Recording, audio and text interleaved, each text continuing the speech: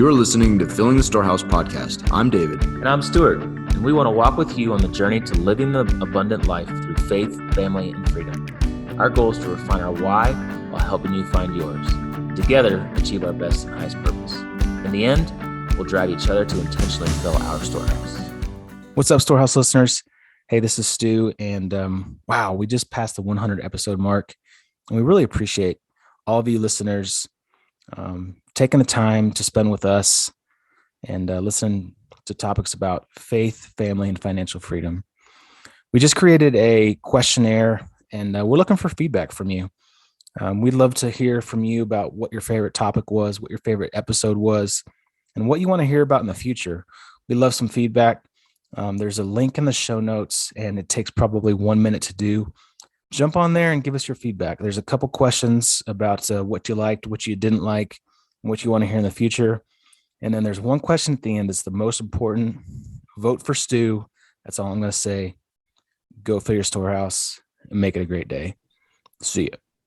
David, are you still ready? Because we've already hit the record button. Dude, I already told you, dumb questions don't need to be asked here, Stuart. This is a deep, meaningful, thoughtful question environment. So if you could lock it up. Heck yeah, we're ready. Well, we got Justin Nassiri born ready. Born ready. Yep. We got one of our fellow classmates on, man. This is cool. Hot 2, baby. Hot 2, 2002. That's right. Justin, good to see you, man. Yeah, so good to see you guys. You got a way nicer setup than the two of us. David has a lot of background stuff going on in his basement, and mine's not so awesome either. So you're way more professional looking than we are right now. I'm big on the Zoom background, optimizing for Zoom background, like who knows if I've got pants on right now, but I've got a killer background for my Zoom. I spend like 10 hours a day on Zoom. So I'm like, it may as well look pretty. Yeah, dude. Yeah. That's the world we're in now, is just everything's on Zoom. Yeah. David actually tried to meet in person earlier today. We're like, this isn't working. Let's just go back to our houses and sit on Zoom. Well, you know what? I do a lot on LinkedIn, and I had a bunch of calls yesterday with people I just met who are in Denver, who are, just connecting with on LinkedIn. I never would have met with them 2 years ago because I would have had to drive to see them. That's half an hour. And then it's an hour of coffee and drive. It's like a 3-hour commitment, but now it's a 30-minute Zoom. I'll meet with anyone now. It's awesome. I'm a huge fan of, the silver lining of the last 2 years is we're all more comfortable with video and makes things a lot easier. And you can do it without any pants on. It's great. Yeah. The money I save on pants alone is amazing. Yeah. Well, it's, but it can backfire, because I've literally walked out of my house to take the kids to the bus stop without pants on 13 occasions now. Yeah. Just because I've gotten so comfortable with it. And, it's really awkward when you're at the bus stop.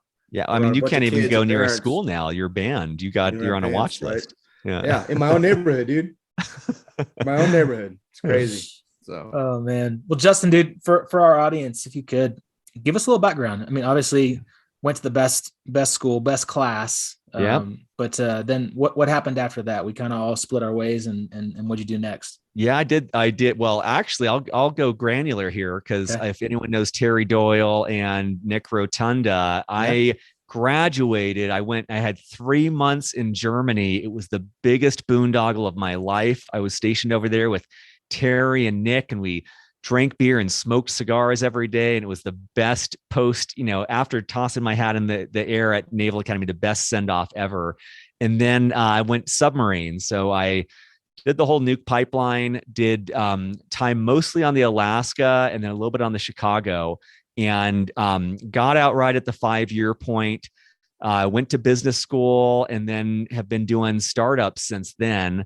The roller coaster of starting companies and having crazy successes and miserable failures. But that's been the last 10 plus years for me since graduating business school. And it's wild to think you guys are retiring in a few months here. It's wild to think that, people we know are commanding ships and stuff, and definitely worthy of it, but it's just kind of crazy perspective. Yeah, we're the old guys now, man. Walk around the academy when we were mids, you're like, oh, that commander, that guy's got to be so old. Yep. Yeah, that's us. That's us. Hey, I got to ask you, when were you on Chicago? So before I threw in my resignation letter, because I spent all my time on the ballistics, missile subs. I volunteered to go on the Chicago. So the Alaska pulled in from a 3-month deployment. I literally hopped off the pier, flew to Japan, met the Chicago, would have been 2006, maybe around Christmas 2006. Went out on deployment with them, came back just in time to catch the Alaska for their. So I was like on deployment for like a year straight, but it was awesome, man. I have a ton of respect for the guys on fast boats, and gave me a taste of what that was like. And then, after that, I decided I'd get out. That's crazy, because I'll have to look back through my my paperwork, but I'm a Crippy. Yeah, I was in Hawaii and I rode missions on all those subs, but Chicago, I did 2 missions on Chicago, and I have to assume that we were not on the boat at the same time. Yeah, but it would have been really close, man. I was out there, from the 2000. Well, actually, I'll have to look, because our time might have overlapped a little bit on there, because in mission, out, and then back for another mission and out. So. Well, I went out on style on that one. We went partying the night I left, and I missed my flight the next morning. It was it was that crazy. So they might have been some bad rumors when you joined of like, dude, you're way better than that just complete basket case who just left here. That's so funny, man. That's awesome. Oh, small world. Well, so and I'm kind of curious, was this entrepreneurial bug? Was it born at the academy? Is this something that did you grow up? Was your family entrepreneurs? Is it something that a bug that bit you after you left the submarine force? Like, what did the specifics of that transition look like from the Navy? I mean, like I can look back and see, like in 3rd grade, I was like selling stamps and lottery tickets and stuff like that. I feel like we all have this revisionist history where we can kind of see the trends, but dude, I was the opposite of I went to business school at Stanford. A lot of people go there for entrepreneurship.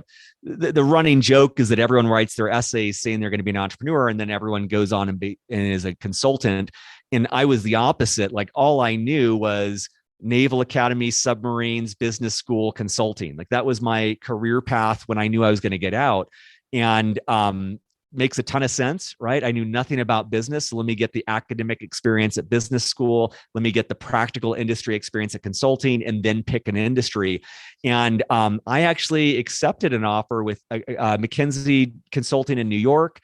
Dream job. That's what I wanted when I went to business school. I got it.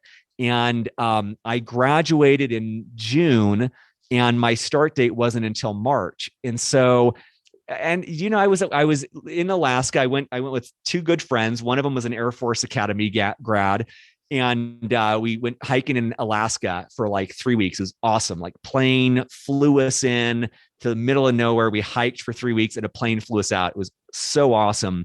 And John Fennick, this dude, he's like, Justin, because I was like debating. I'm like, I got 9 months. What do I do? Do I start a company and just dabble around? Do I just do whatever? And he was like, Justin, if you spend $10,000 and 6 months of your life starting a company, and all you get out of it is a story you tell when you're having a beer with someone, totally worth it.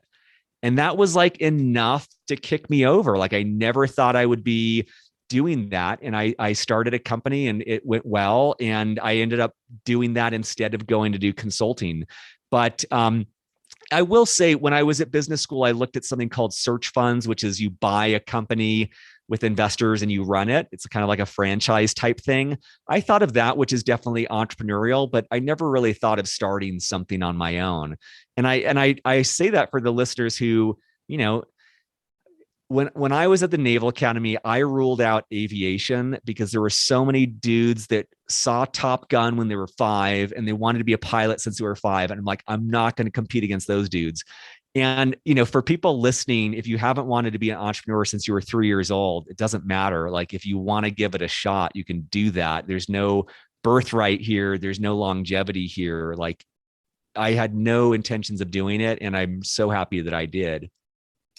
Yeah, Stu, before you ask a question, I know you have one, but I just want to highlight that. I think that is absolutely amazing, beautiful advice. That was it. You said the Air Force Academy grad is the one that gave you that advice? Yeah. And was he an entrepreneur as well previously? He was, so he was at Stanford with me. He went on, he was a part of a 5-person team that started a company called Skybox that was bought later for 500 or 600 million by Google. So he was an entrepreneur as well. And, a risk averse guy.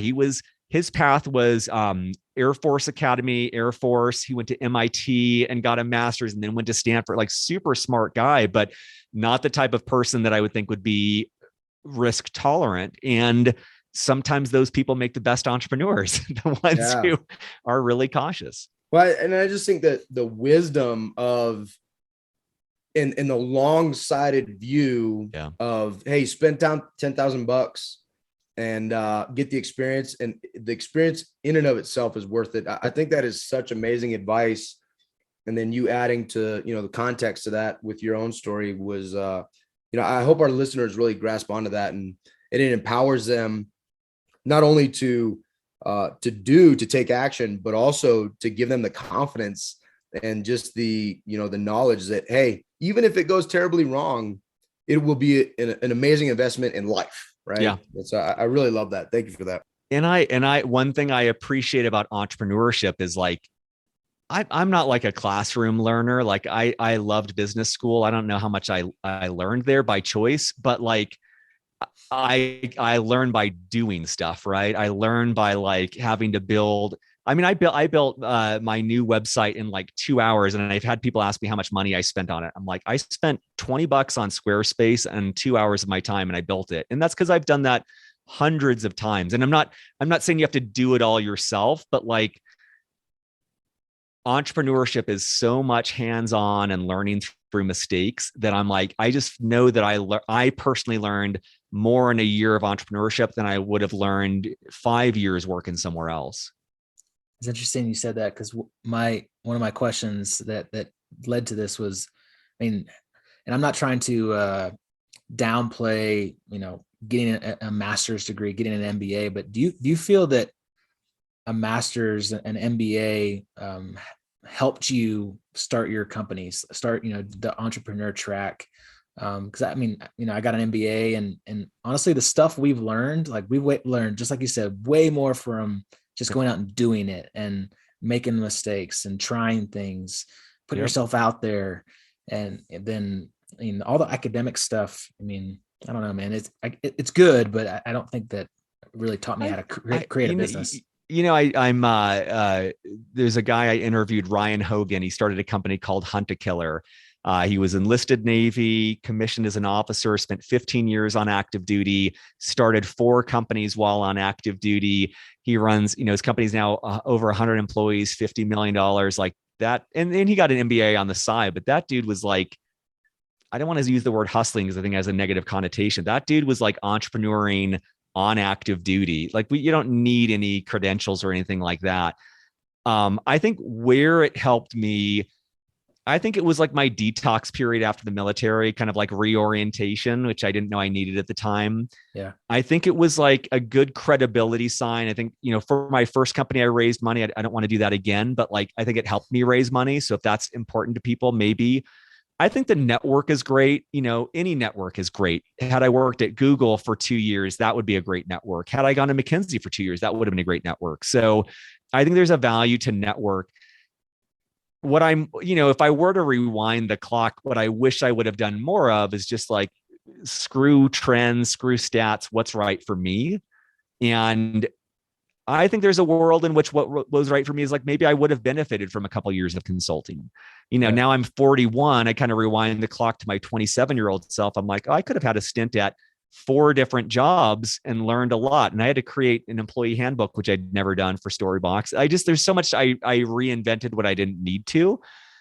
So more than like business school or not, I feel like the thing for me in retrospect is just patience of like, if I'm committed to building a company, it may make sense to go work at a company in that industry and learn the ropes and then do it. It may make sense just to do it straight out of the gates. It may make sense to, Stringer Bell from The Wire, go to night school at night and learn business while I'm selling drugs on the street, right? Like, I don't know what the right path is for everyone, but I wish I was more patient in just approaching this as building blocks and being willing to get whatever building block I thought at the time would help me. Yeah, no, that's good, man. That's a good answer. I like that. So what, this first company that you started out the gate with, talk about that. And you said it was successful. It's funny. I dropped my rings. I'm fiddling with it as I talk. It's kind of funny. I'll give you the full story because it has come full circle with what I'm doing right now. And when I was in business school, I grouped up with 3 friends. There was a 6-month class of like start a business. And the business that we came up with was around preserving life memories. And we really wanted to create a platform so our future children and grandchildren would know our parents and grandparents. And the way that we found to do that was storytelling on video. And that, as happens, that pivoted into a company that I called The One About, and then I called Video Genie, and then I called Storybox. Over the course of years, it turned into like video testimonials for businesses. It turned into getting Instagram photos of products and putting them on websites. That's ultimately what Storybox became. And happy to talk about, so many like pivots and opportunities missed along the way. But ultimately we were this platform for Instagram marketing. And it's just kind of crazy for me because as I've continued to iterate through other companies, what I'm doing now is essentially where I started. It's around legacy. And I happen to be doing that with CEOs of companies and learning their story and then translating it to LinkedIn posts to build an audience that helps them with recruiting. There's a lot of benefits there. But fundamentally, it's crazy because it's the core idea that I had in business school, which was like, at the end of the day, how do you preserve someone's legacy and their memory and their stories for posterity? That's I love how that happens, right? It comes full circle, and that original idea is still paying dividends. But you said something that just kind of piqued my interest. Yeah. You said opportunities missed. What do you mean by that? So, the biggest thing as I look back on my career is I'm a Navy guy out of business school. I start a company. I got $3 million, and part of that was from Google's chairman, Eric Schmidt. And so when, entrepreneurship for me has always been vast deserts of self-doubt, self-loathing, and questioning where I'm going and why I'm doing it. And then like brief periods on the mountaintop where I think I'm like way better than I actually am. It's like this mind game of just keeping your ego in balance on both sides of not beating yourself up and not realizing that you're not invincible. So I have $3 million in the bank, and we're at the time called Video Genie. And I had just pitched hundreds of investors on this vision of video testimonials. And we had a lot of customers, and many of those customers were talking about Instagram. Many of those customers were asking us when we were going to do photos. And I did something that I never want to do again in personal life or professional life, which is I made people wrong for their beliefs. They want us to do photos. No, our name is Video Genie. Don't you know video is the next big thing? Don't you know video is 53% more effective? Like, I just made them wrong for their authentic experience. And another company came along. They started 4 years after me. They started exclusively doing photos on Instagram. And a few years later, they sold for $130 million. And I, a year after that, pivoted to try to catch up to them, and never even came close. And so the opportunity missed was direct feedback from my customers. And for aspiring entrepreneurs or entrepreneurs listening, I don't want to make this as simple as listen to your customers. Like, I love the Henry Ford quote: if I listened to my customers, I would have built a faster horse. Like, it's not like there wasn't thousands of other things coming to me from customers that was stupid ideas, right? But the quote that I love is like, you have to love your customer more than you love your product.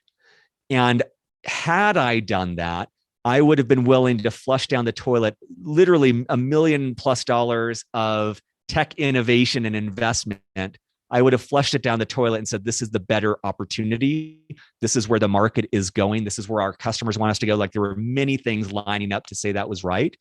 And, last thing I'll say on that, it's top of mind because I was just speaking with him yesterday, but Ryan Hogan from Hunter Killer, they do these interactive games around like murder mystery. And it's like in person and online. It's like this cool experience.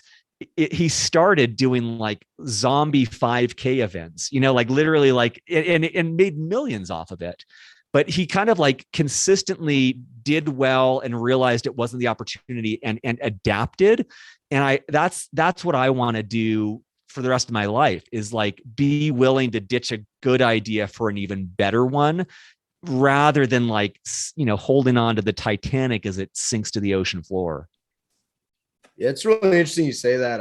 I was just randomly listened to a Warren Buffett speech yesterday, and he was talking about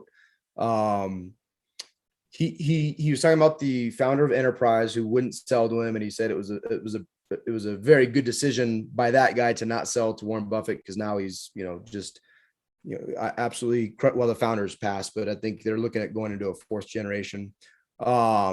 And he also mentioned this I believe she was a Russian immigrant, started I think it's called the Nebraska furniture store, and he did buy that company. And it was his point was, these are not unique industries, right? The car rental business is not unique, nor is the furniture business. But he said what they brought to the table that was vastly different was exactly what you said, is they listened to their clients, and they created an experience that brought joy to their clients in their respective in their respective industries.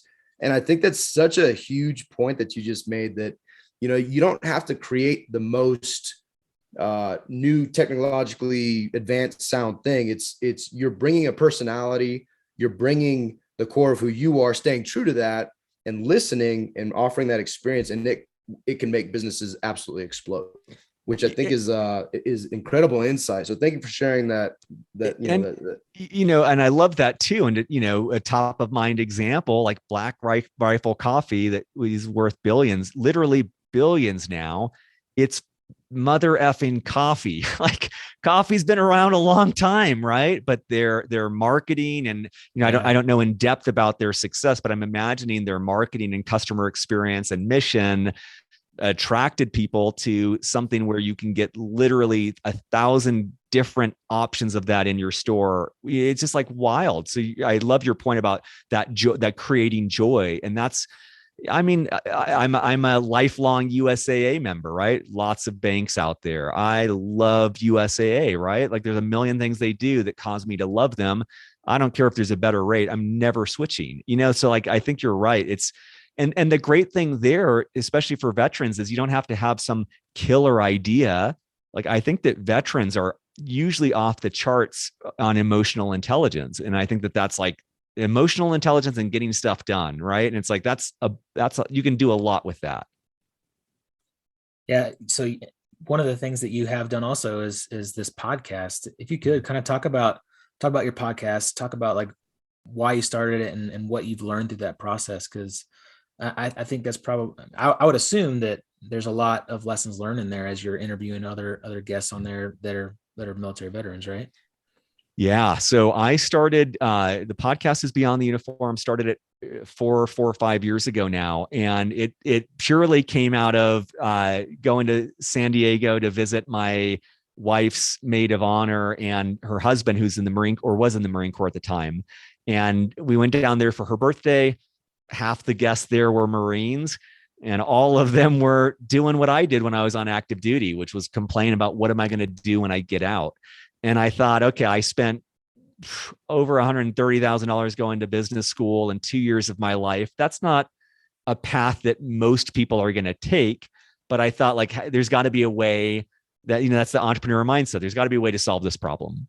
And I just it sat in the back of my mind for like 3-4 months. And I was in Portland airport making a connection. And I called a friend and I'm like, oh man, I'm listening to Tim Ferriss's podcast, which at the time was like, podcasting was so new. And I'm like, dude, this guy just asks questions. He doesn't have to come up with content. He doesn't have to know the answer. He just has to meet with cool people and ask them questions. I'm like, that's the format, right? I'm running a company. I don't have time to do a lot to try to give back, but I could give an hour a week. And so I just started doing that. Hey, you're an ESPN photographer. What's that like? How did you get there from the military? And that's, 418 episodes ago, like a long time ago. Wow, dude. That's awesome. And it's great. The company I started 2 years ago or year and change ago, Captivate came out of that. Like it's kind of a podcast marketing tool that came out of what I learned from Beyond the Uniform. And I've met a ton of people, and, it's just kind of like so many benefits come from this. I won't even say side hustle, because it's not by any means profitable, but it's like a side hobby.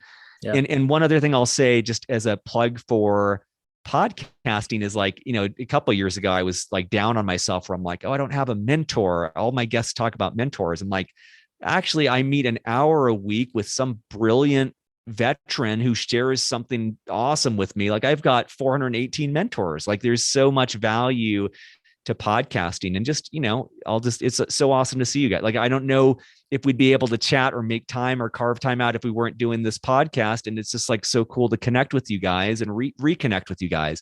So I'm a huge advocate of podcasts. I think they're such a cool vehicle.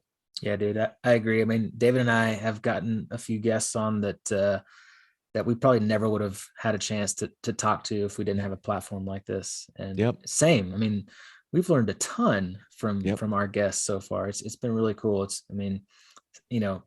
As you said, we're not making any money at this podcasting thing, but I think, third order effects, we really are, just through our learning and our network and everything else that comes along with it. Is super cool.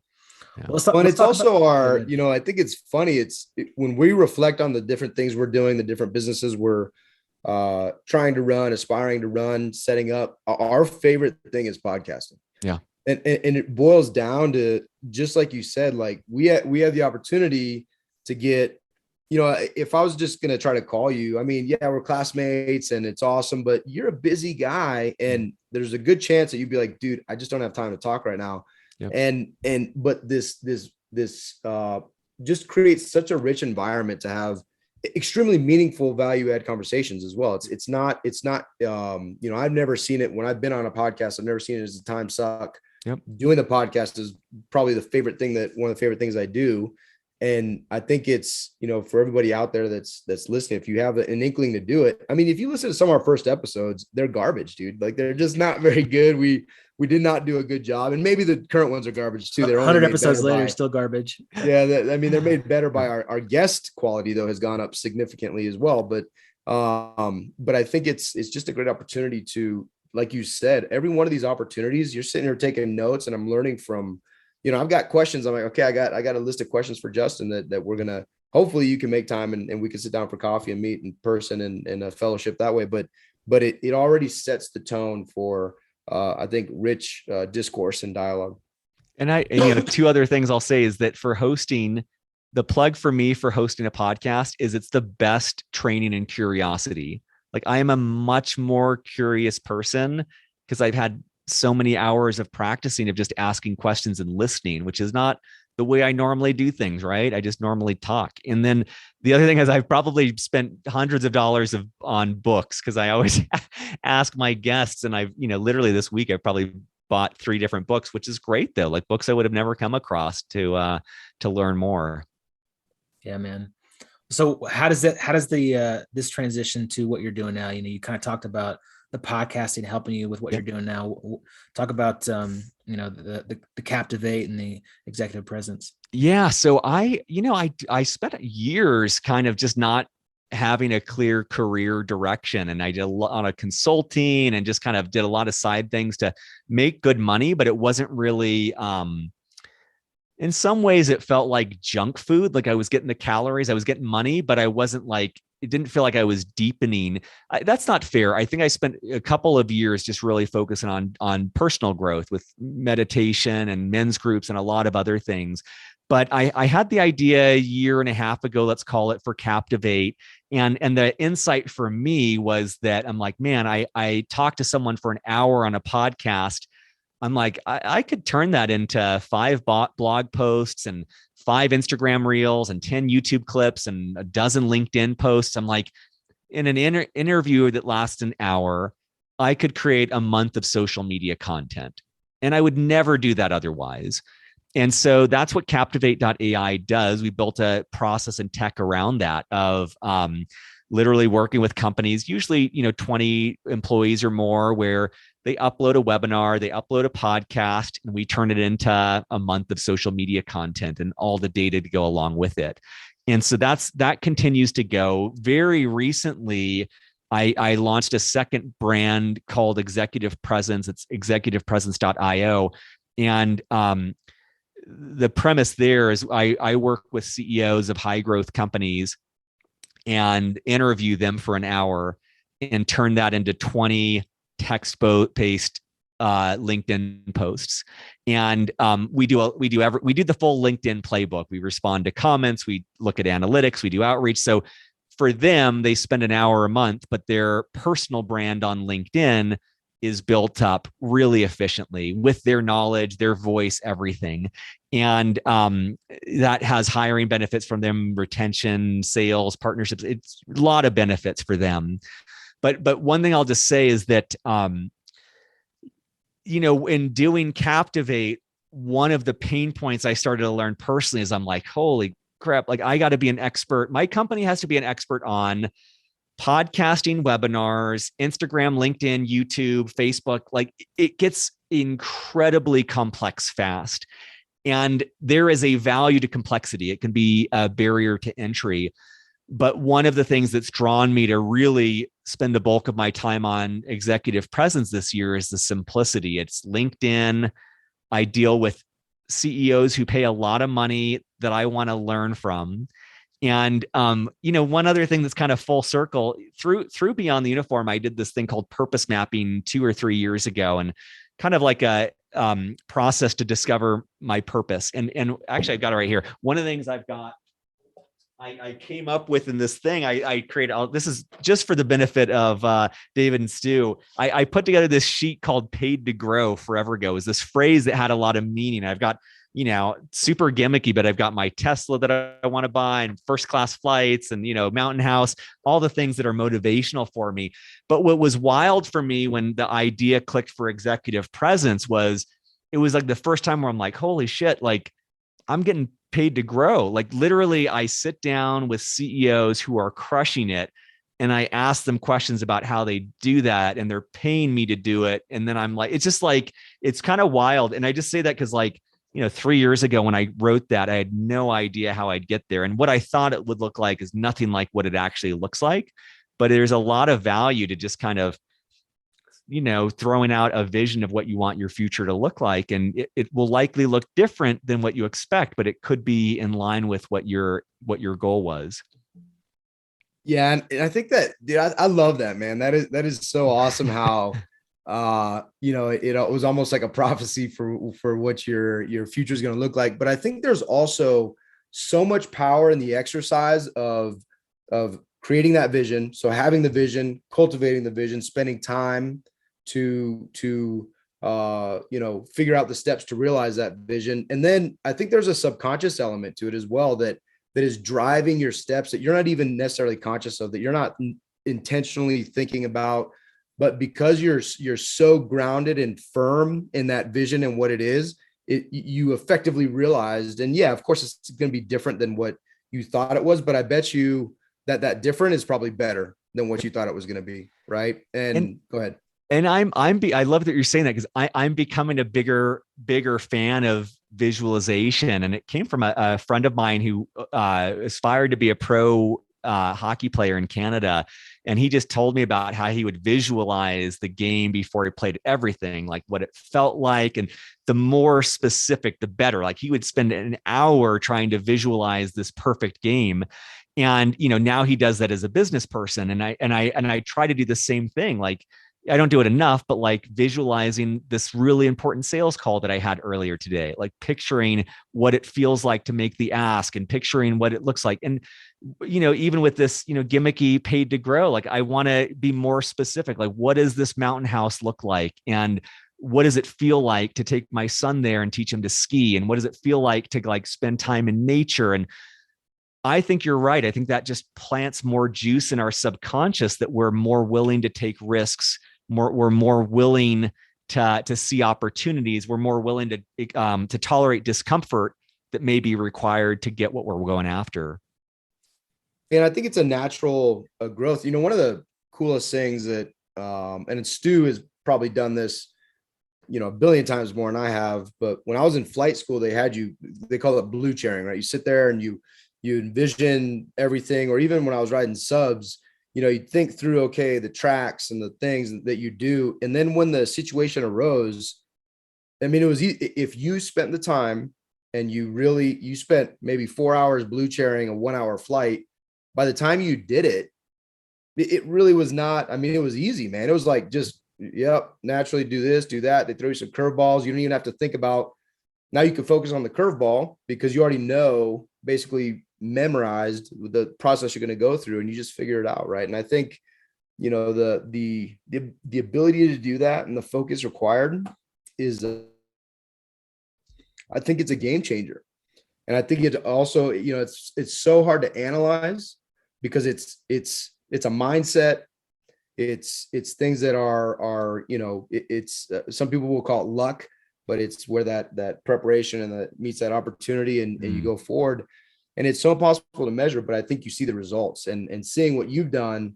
It's awesome, man. You're a 2002 Naval Academy graduate crushing these businesses. It's awesome. Yeah. Thank you. That's awesome. I love that. I love the aviation analogy too. It's like, it is like you frees up bandwidth to do other things because you've rehearsed it enough. I used to do it all the time. I called it, you call it blue flying, or I called it chair flying. So I basically would sit in a chair and I would go through the motions, hit the buttons, like memorize where all the buttons were and go through the maneuvers. And flight school, man, they teach that from day one, is chair flying. We sit there awesome. And visualize it. And I used to have just a paper printout of the dials and the screens, and you just like practice, you know, pushing buttons and stuff like that. So it's huge, man, for sure. It gets to that reticular activating system where you're just subconsciously, you know, thinking about stuff and moving forward. It's good. Hey, so why LinkedIn? Why LinkedIn over other social platforms? I mean, David is a huge TikTok fan. Yep. Like David loves the TikTok, but I'm just curious, you know, yeah, man, what's so TikTok. powerful about what's so powerful about LinkedIn over other social platforms? Think for you know, and I might be tainting this. I'll give you some of my bias. When I graduated business school in 2009, and two of my classmates joined Facebook, and in 2009, I'm like, dude, the ship sailed. Like, why are you guys going there? And they're all, you know, millionaires many times over, right? Like that platform had a lot of room to grow. I feel like that with LinkedIn. I just feel like it is so untapped. I think that, you know, if someone is focusing on hiring, I don't care who you're hiring, 90% chance the person's on LinkedIn. And especially if you're selling to a professional, you know, if you're a consumer facing company, if you're selling like burgers, probably not, but like, let's call it 70% of the companies out there, their customer is on LinkedIn and their next hire is on LinkedIn. So if it's not a high growth company, like if they're not looking to hire 5 to 10 or more employees in a year, it's might not be the area to focus. And if you're not looking to form partnerships on with other professionals or sell to people, it might not be a good fit. And that you know, TikTok, Instagram, all of those have value. And there's, you know, as we speak, there's the next platform I don't even know about that's out there. But the nice thing is that while consumers switch around quite a bit, I don't think professionals do. Like it would have to be, I had a friend email me, he's like, join my professional network. I'm like, dude, I'm on LinkedIn. I'm not switching. Like the investment is too high and there's too many other things to do. So I think that LinkedIn is completely underutilized. And what's driving me is I see a lot of, call them influencers on LinkedIn, and more power to them. They're very, very intelligent and they're very accomplished, and they've built up a massive following such that they get literally millions of views a day.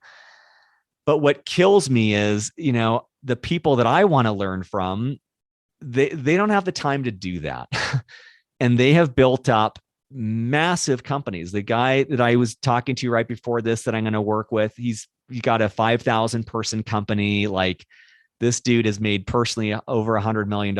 I'm like, I want to learn from that dude. Like, that guy's got killer stuff to learn about finance and about hiring and firing. And I'm like, what my dream is like, everyone wins when that guy is sharing his insights on LinkedIn. And if you can pair the tactics that have made influencers so influential with the knowledge that's made that guy so successful, he'll go to Stanford Business School once a year and share to 60 students his story, and they get a lot of value. I want to bring that to everyone on LinkedIn. So I'm not saying for everyone listening that you have to be on LinkedIn. Like, there might be a play where TikTok or Snapchat or who knows what makes more sense. But for most businesses, there is a huge opportunity in being present, visible, and active on LinkedIn. And that's super interesting. In the real estate space that we're in, there's a lot of people that have created these brands and are influencers, but they're very new to real estate. Yep. And they don't have a ton of experience and a ton of knowledge, but they create this influencer brand on a social media platform, and they can raise millions of dollars. But who knows if they're really, really good at real estate?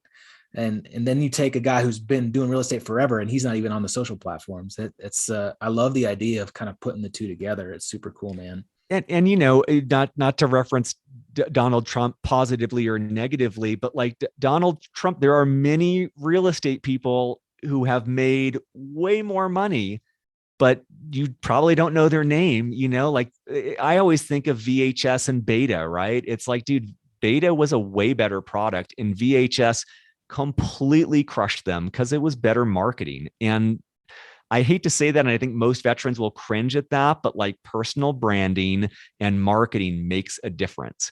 And I feel like I do think it's doubly hard for veterans. We don't want to put ourselves out there. We want to put our team out there. We want to talk about what the team did. But the truth is, the CEO is the voice and the face of the brand. And if they are not active and public, they are hurting their company.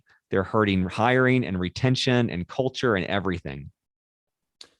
Yeah. And I think that's, it's really interesting, because I believe that there's, a balance. I would love to,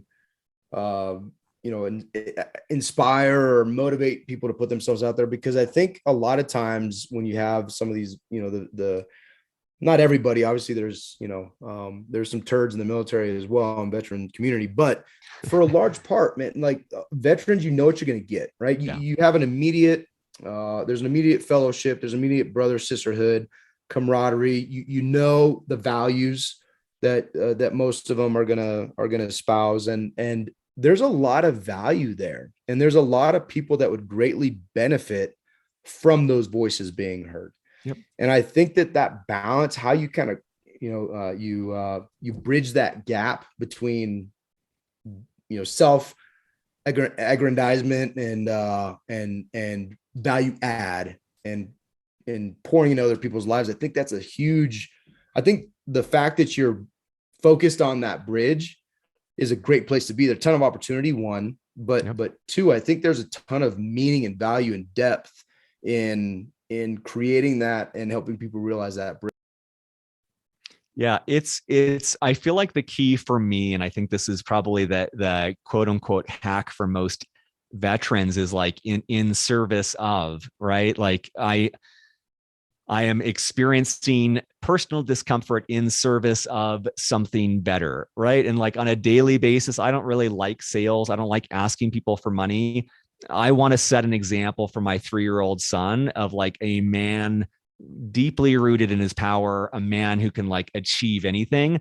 So yeah, I will, in service of that, I will ask someone for money, and I feel like for people that want to grow their company in service of that, I will stand as a public entity. I will stand as a public figure. I will put myself out there. Or even if it's not that, like, dude, if you are listening to this podcast and you served in the military, or even if you didn't, you have valuable insights in service of helping people learn from your mistakes. Put your voice out there. Like, we all have to benefit from that.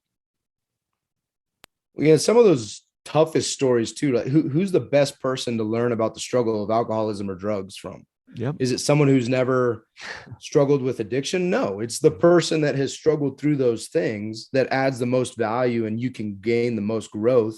And I think that's where, inspiring that person in whatever that struggle is to share it is just so meaningful. Right. Yeah. And I love how you're turning that into a business. I mean, that's pretty rad. There's a great quote that I learned when I did this purpose mapping, and the guy has this great process, but he says in the shadow lies the gold. And so like in my case, like he goes through this exercise of like, what's your shadow? Like, what's the part of yourself you're least secure about?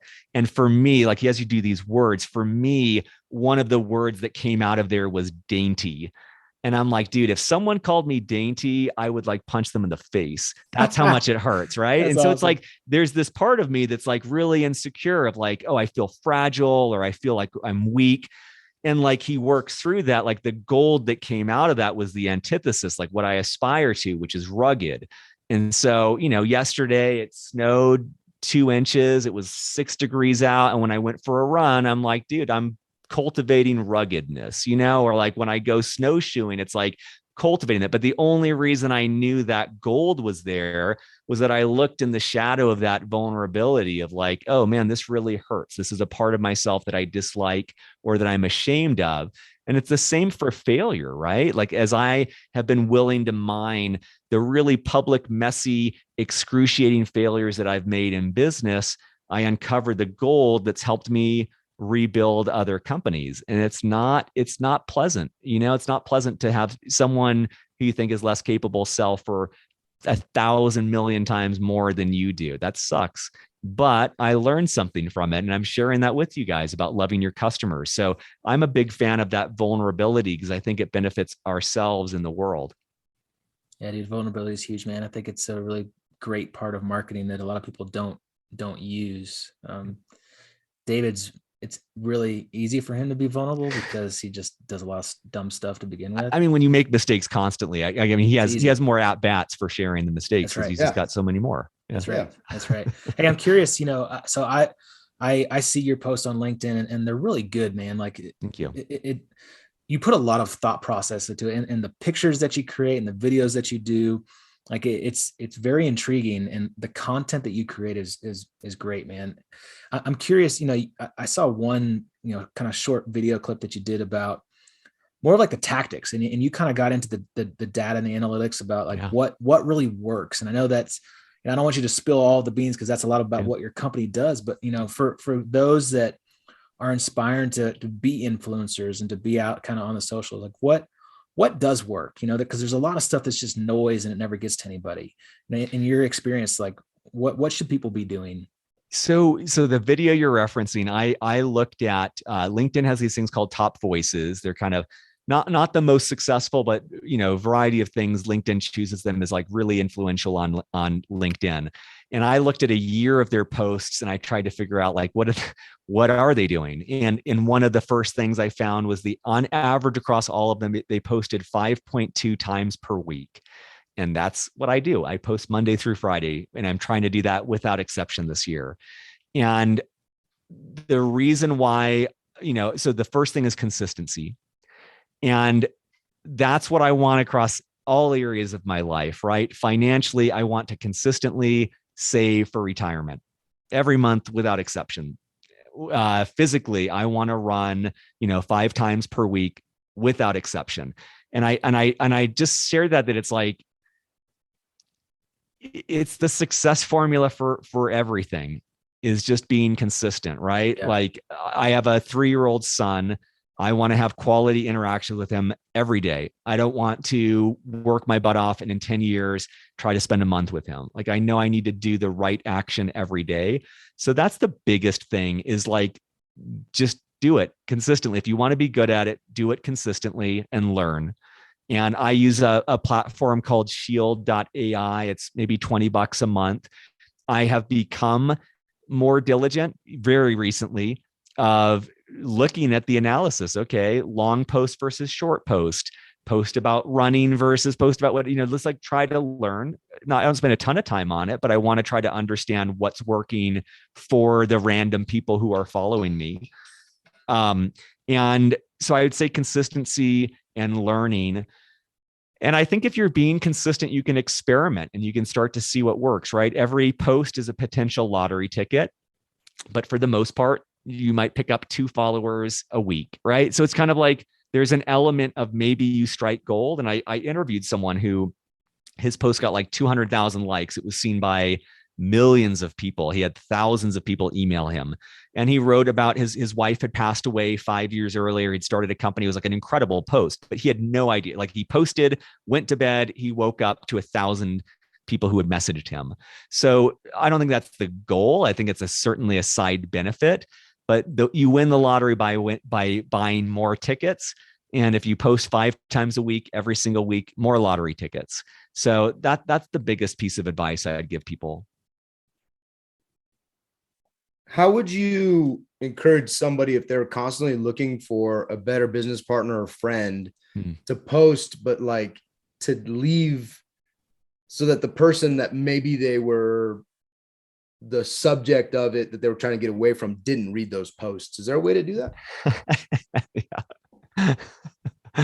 Just look into it. I post answer now. I post all day long on Instagram and David never sees it. So yeah. And you're always just like my partner is just so awful. And I'm like so awkward because he's like right there and he's hearing all of it. Super awkward, but it is much easier for someone to post against me on the socials because I most likely will never see them. So it's awesome. Justin, in the year of 2022, should everyone be on social media if they're wanting to promote their business? It's I saw a post yesterday that I loved, and it was if I wasn't in marketing, I wouldn't have a Facebook account. And I'm like, that's very true for me. I'm not I don't know. I fall in and out of love of social media, and I feel like in a personal level, I would support people on whatever they want to do. Like it's probably 50-50. I delete Facebook this year, and that's kind of the only other one I'm on. LinkedIn, I feel like is, I think it's more appropriate there to have a persona. Like Facebook kind of feels like you're in your sweatpants and you're letting your hair down and you just kind of like that is. LinkedIn, I think it's okay to be more buttoned up and to be more presented. And I think that's appropriate too. I think that's like, whether or not I stay on LinkedIn or not as a CEO, that's the mindset I need to have. If I go to a conference, it's, I need to be there as a CEO. And if I go to an event, I'm there as a CEO. And I think LinkedIn's just the digital equivalent of that. So there's very few people that I wouldn't say should be on LinkedIn. Everything else, take it or leave it, and I think that most businesses have a presence on all these social channels, but especially if you're just starting out, pick one channel and go big on it. Don't try and do everything. Like I'd much rather you put all in on one. And if you do the quick math and Instagram makes more sense, go all in there, be present there. If it's Twitter, great. If it's LinkedIn, great. But I feel like pick one and go all in. It's hard to imagine a business that wouldn't benefit from social media exposure. And if you're the CEO, you are the business. So yeah. That's a great point. And for my last question, where does all this kind of going? What do you envision for, yourself 10 years from now? Is it just a serial entrepreneur and building up, or is there kind of a bigger why that you're trying to get to and at some point down the line? I mean, this is probably as of 30 days ago, I feel like the first time where I want to just do one company for like 10 years. And so I hope it's executive presence. Who knows? Like I've pivoted many times up until here.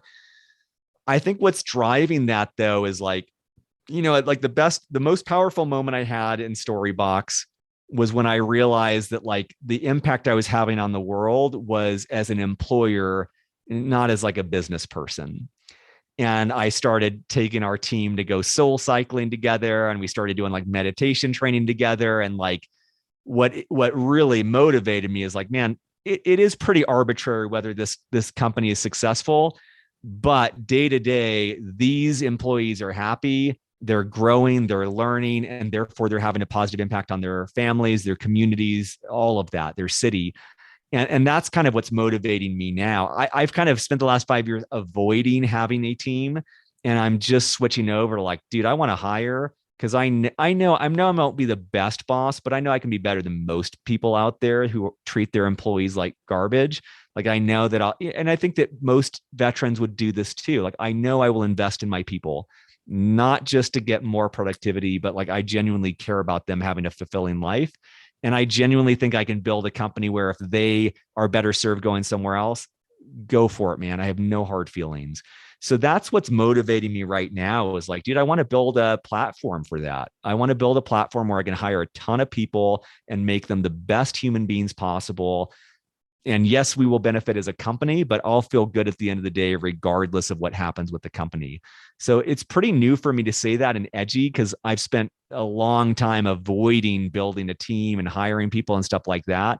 But ultimately, I think that, we get a platform as CEOs, and that's with our employees mostly, and with our clients, and sometimes with the world. And I'd love to have a stab at that.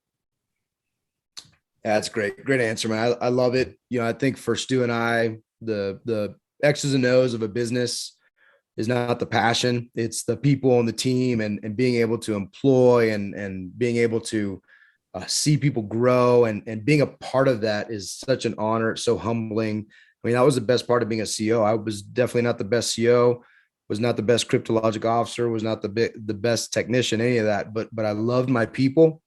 And they knew I loved them. And I think that, leaving command was one of the most impactful things and emotional things for me. Was the sailors' input to me was, "Hey, sir, I know you cared."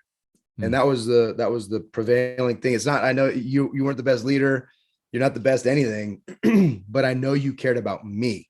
And I think that was, I love hearing you say that. And don't shortchange yourself. I think you'd be an amazing boss. Thank you. And I'll probably be looking for somewhere to go to work soon anyhow, because I don't know how this is going to work out with Stuart. So we'll talk offline. I'll message you on LinkedIn. Yeah. But I think, you definitely don't sell yourself short. And I think what you're doing, your vision for people, even your vision, your business is built around helping CEOs be better versions of what you just said. And I think that's a beautiful thing, creating a business around making people better while you're also getting paid to grow, I think is, incredible vision. So, and I think the other piece of that for me too, is like, I had times in Storybox where I was so fixated on the team that I lost sight of like, if this business fails, then everyone's screwed. And so it's like, it is like, sometimes it's in the best interest of everyone to just make sure you have a kick-ass company as well. But I appreciate that. And I'm getting your private messages here in Zoom, and just send me your resume. I hear it's not going well, but yeah, I just wanted to let you know I saw that.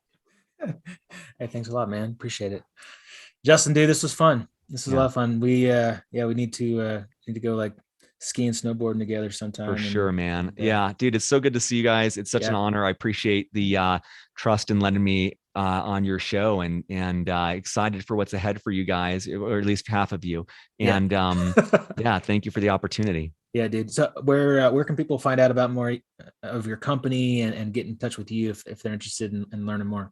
If you fill out a demo form at captivate.ai or at executivepresence.io, it gets to me in some way, shape, or form. LinkedIn as well, or those are probably the best ones. Okay, we'll put those in the show notes for sure, man. Well, dude, great to see you again, and thanks for coming on. I learned a bunch today, so as always, I appreciate it, man. Yeah, thank you both. All right. Yeah, thank you, Justin. Yeah, take care, guys. Go share this on LinkedIn. Share it on LinkedIn. Yes. And or TikTok, or TikTok, either one. And hey, most importantly, go fill your storehouse. Hey, make it a great day, friends. Thank you. See ya. Thanks for listening to Filling the Storehouse. If you enjoyed our show, please subscribe and share it with someone you love. And if you really felt inspired, leave a 5-star review so we could continue to grow and help other Christian entrepreneurs fill their storehouse. If you're interested in creating financial freedom through real estate investing, be sure to check out our website at storehouse310turnkey.com. We'd love to serve you through our platform of building the kingdom. Just click on the contact link and we'll reply to you as soon as we can. Again, thanks so much for listening. Now go fill your storehouse and make it a great day.